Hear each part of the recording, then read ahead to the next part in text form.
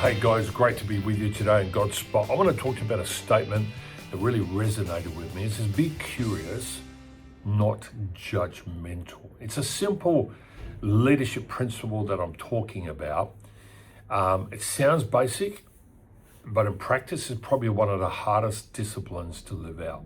Now, Jesus taught that being curious, seeking understanding, empathy and truth is preferred over harsh, hypocritical judgment. And in Matthew 7, 1 through 5, he warned, do not judge, or you too will be judged. Then he urged people to remove the plank from their own eye before addressing the speck in another's eye. And what he's talking about is taking time for self-reflection. Be curious, don't be judgmental. Now, every day, we make quick calls about people, whether it be in a business, ministry, sports club, doesn't matter where we are very quick to judge if we're really, really honest with ourselves. And we'll come up with thoughts like they're just not pulling their weight, or they don't care, or they're just being difficult. Now, the problem is these judgments are often based on incomplete information.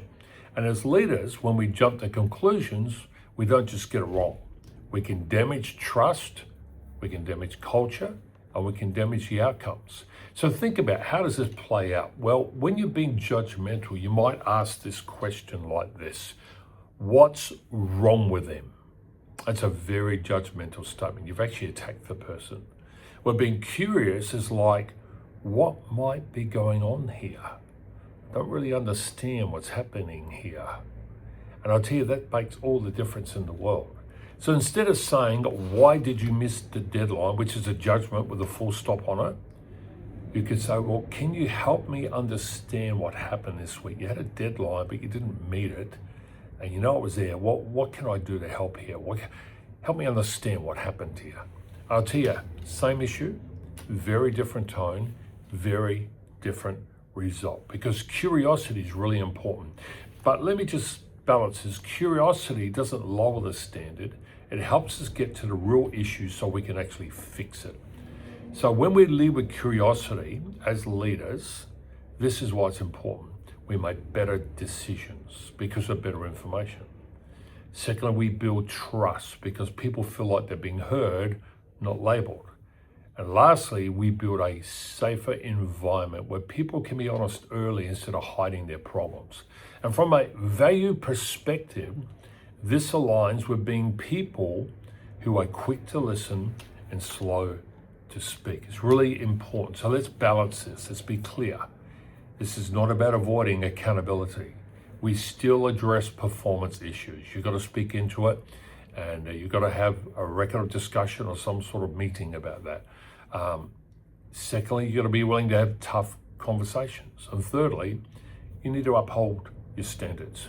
But we do it with understanding before we do it with assumption. Curiosity first, accountability second. So here's some really good takeaways. This is your challenge, your mission for this week, if you really accept it.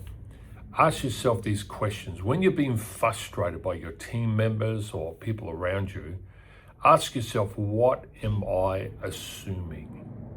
What don't I know yet? I mean, what's really going on here? This is out of character. Or what question could I ask instead? You see, strong leaders don't react. They seek to understand the moment. Now, I wish I was perfect in this. I'm not. There have been times I have missed it, but I'll tell you now, I try this because it's really, really important. I'd rather be curious than judgmental. So we choose curiosity over judgment because that's where better leadership begins. Hope this helps you today. Curiosity over judgment every time. Hit the like button, share it with someone else, and thanks for tuning in.